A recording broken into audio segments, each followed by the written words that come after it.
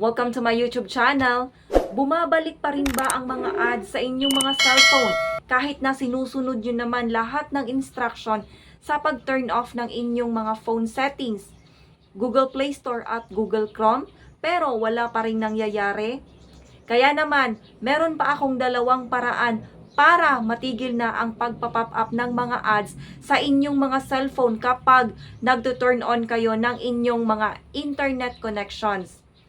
Kaya kung ano ito at kung gusto nyong malaman kung paano ito gawin, sundan nyo lang ang video na ito mula simula hanggang katapusan para meron kang matutunan. Punta po tayo sa ating mga phone settings. At isearch lang po natin dito ang private DNS. Pindutin po natin ang private DNS.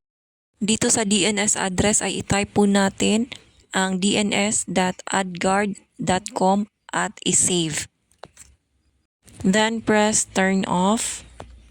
Balik po tayo pagkatapos at buksan po natin ang ating mga Google Chrome. Pindutin ang 3 dots sa taas. Then click settings. Then site settings, scroll up. Pindutin ang site settings.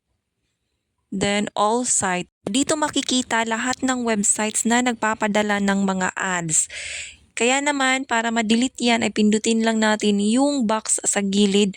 Yun lamang po, sana po ay may natutunan at maraming salamat po sa inyong panonood.